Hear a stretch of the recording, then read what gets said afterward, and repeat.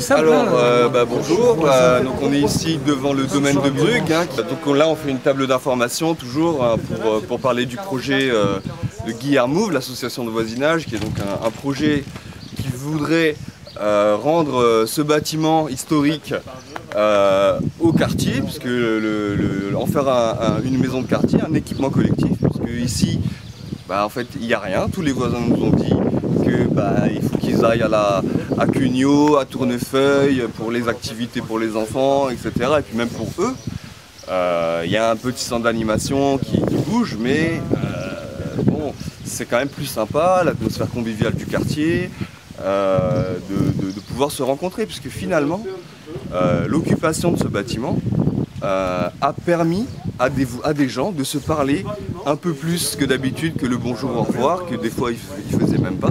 C'est ce qu'ils nous ont dit. Hein, et ça a commencé à prendre, en fait, ça marche. Et les gens se parlent, on se fait des 2-3 bouffes, machin et tout ça. Et les chalets, eux, les propriétaires, ils nous disent bon nous, on a prévu une autre opération immobilière, le Clos d'Alicia, donc il nécessite la démolition d'une dépendance, mais finalement pour le reste, ils nous ont dit qu'ils finiraient par faire des logements aussi. Et donc ça veut dire dans l'impasse, donc là il y a 19 logements prévus, donc ça veut dire au minimum, allez, 25 voitures de plus. Ouais. Après, quand il y en aura d'autres, comment on va faire, quoi? Entasser toujours les gens et jusqu'au bout d'un moment, ils ne puissent plus finissent par se marcher les uns sur les autres. Il n'y a aucun équipement collectif dans le quartier. Les chalets, le conseil général, qui est actionnaire majoritaire des chalets, possède d'autres terrains ici, la mairie aussi. On leur dit échanger de terrain. Ça veut dire aller en plus près de la voie de bus qui est prévue pour ça. Ouais. Il y a une zone de densification forte. Bon voilà, c'est sûr qu'il faut bien qu'on construise des logements. Mais ici, en plus, ce sont pas des logements sociaux. Ils bénéficient de cette appellation, mais ils font de la location-accession. Les gens qui achètent, ils ont déjà des logements en fait. Hein. Ouais. Ils n'ont pas de problème de logement. Donc c'est pas du tout, on pourrait le croire, que ça enchaîne, que ceux qui n'ont pas de logement et qui vont après intégrer des HLM. Mais c'est pas du tout ça. Ce n'est que le processus de marchandisation du logement qui s'intensifie avec l'augmentation des charges locatives, etc. Et pour obtenir quoi comme produit? Des malfaçons. Il y a déjà plusieurs voisins qui ont fait des procès gagnés contre les chalets. Il y en a d'autres qui vont continuer. Il y a déjà eu une grève des charges locatives dans cet immeuble. Si ça continue l'entretien, comme il a été réalisé jusqu'à maintenant, ils vont continuer leur mouvement. Il y en a qui se disent prêts à sortir du syndic. Pareil, hein, le syndic, on ne sait même pas où est-ce que ça les sous, comment ils gèrent, etc. Tout ça, c'est complètement opaque. Donc avec le DAL, on va mener une campagne là-dessus. Ouais. Et toujours, le quartier, qu'est-ce qu'on fait pour le quartier? Donc là, on vient d'avoir le CLAE de l'école qui est en préfabriqué, qui veut soutenir. Donc ils vont soutenir individuellement, ils vont faire des courriers, etc. Tout est en train de remonter.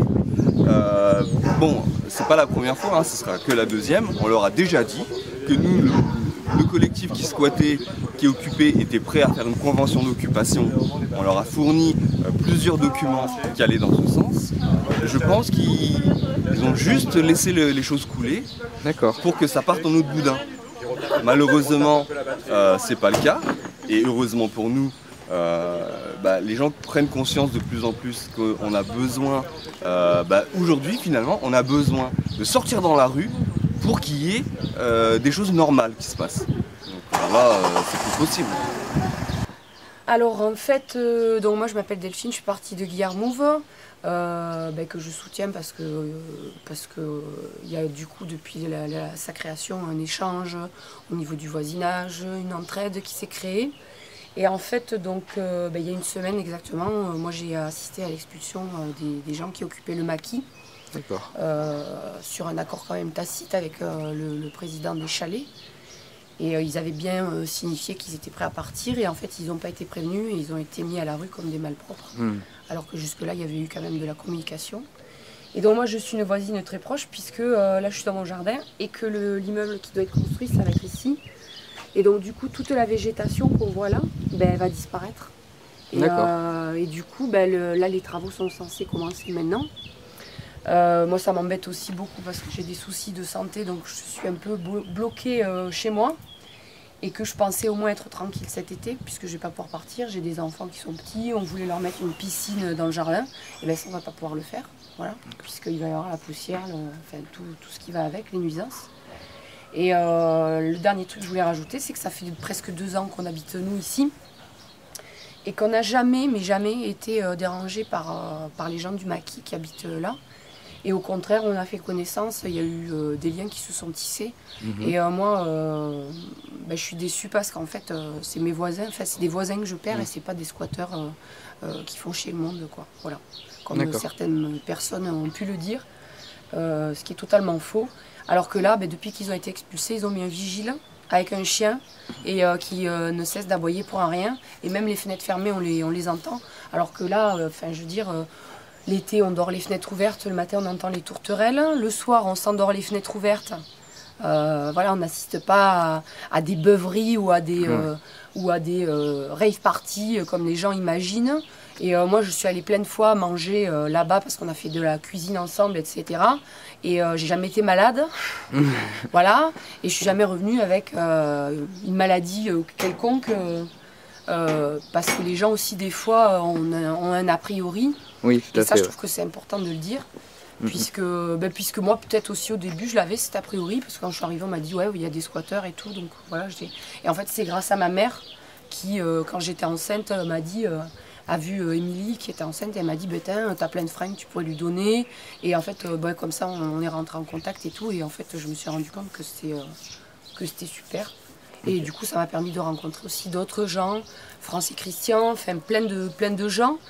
Et du coup, cet échange, ben, je l'avais même pas juste dans mon impasse là, où finalement on se dit bonjour, bonsoir, mais où on faisait rien. Alors que là, les dimanches, on se retrouvait. Et voilà, je trouve que c'est super dommage, parce que comme tout le monde le dit, voilà, ça devient un quartier dortoir et il n'y a rien. Enfin, voilà, on ne veut rien faire, on ne veut pas nous aider à créer quelque chose. Et c'est dommage. Voilà. Et tu penses que du coup, cette association pourrait apporter quelque chose au quartier Évidemment, enfin, je ne suis pas la seule à le penser. Du coup, on est plusieurs à avoir envie de faire une lettre pour l'expliquer au maire. Puisque même s'il y a des choses au centre de Saint-Simon, ici ça commence à prendre... c'est un quartier dans le quartier. On ne veut pas des commerces ou quoi que ce soit, mais on veut des choses... avec un accès proche qui nous évite par exemple de prendre la voiture parce que c'est dur de circuler dans Saint-Simon. De la culture, par exemple là il devait y avoir une pièce de théâtre vendredi soir qui a pas eu lieu et voilà, qui était gratuite ou à prix libre. Mais je veux dire, ça permet aux gens qui n'ont pas beaucoup de moyens d'avoir accès à la culture parce que c'est de plus en plus cher, hein. Enfin, je veux dire, quand on a 2 enfants, on va pas au cinoche au prix où sont les places, quoi, hein. Bref, et puis il faut se déplacer alors que là voilà. Il y avait des ateliers, moi j'ai participé à des ateliers yoga, il y avait plein d'ateliers, plein de choses, et ça commençait à prendre forme, et c'est dommage. Voilà. Okay. C'est simple, hein, moi je suis voisin, donc c'est sur un dimanche de l'entraide que je suis venu voir le lieu, il y avait une petite brocante, donc rencontrer des gens, découvrir les projets qu'ils avaient, le jardin, les lieux à aménager. Et en fait, ce qui m'a intéressé en tant qu'habitant du quartier, c'était que les projets étaient ouverts. C'est-à-dire qu'on pouvait venir balancer ses idées, donner des idées, participer à la discussion et faire des choses, quoi. Et voilà, ce qu'il faut comprendre dans le quartier de Saint-Simon, c'est que effectivement, il y a des besoins de logement, il y a des logements qui vont se bâtir, mais s'ils ne regardent pas un peu à long terme, ça va être un endroit où les gens viennent pioncer, mettre leurs gosses dans des écoles préfabriquées, et ça ne plaît pas aux gens, quoi. Après, ce qui ne plaît pas non plus, c'est l'ancienne mode de l'équipement tout fait, du service tout compris, où tu viens consommer du service. Même s'il n'est pas cher, même s'il est gratuit, ça ne suffira pas non plus. Les gens, ils veulent plus du service. Moi, j'ai plus envie de rentrer dans un centre social ou culturel et qu'on me demande sur quoi je veux m'inscrire ou ce que je veux faire. J'ai envie d'arriver dans un lieu, prendre le temps, rencontrer les gens, discuter, avoir une idée, voir qu'elle est possible, et plus être dans une consommation, quoi. Ouais. Et donc c'est ce qu'offrait le lieu là. Tu pouvais venir même en ne participant à rien, juste pour rencontrer des gens, quoi. D'accord. Te poser, discuter, découvrir des voisins. Moi, il y a des gens que je croisais à l'école que je connaissais pas. Ils habitent à côté en fait. Donc on fait connaissance, on se croise sur une activité, sur un jardin, on partage des choses. Et voilà, donc bon, apparemment le politique ne voit pas les choses comme ça. Donc ils vont être capables de construire une maison quelque part de quartier à 3 millions de dollars avec une équipe de professionnels et les gens n'iront pas. Les gens n'iront pas, hein. Le centre d'animation il n'est pas bondé non plus. Hein. Donc, parce que les gens, c'est pas ce dont ils ont envie. Les gens ils ont envie de sortir chez eux à pied et de se retrouver dans des endroits et pas prendre de bagnole et pas se taper des bus. Et puis les gens ils ont envie de vivre des choses dans le lien social sans être dans la consommation non plus. On n'a pas envie d'acheter tous les rapports humains qu'on a avec les gens. On a envie aussi que ça se fasse naturellement et gratuitement. Donc voilà, c'est ce qui m'intéressait moi. D'accord, ok, super. Eh bien merci beaucoup.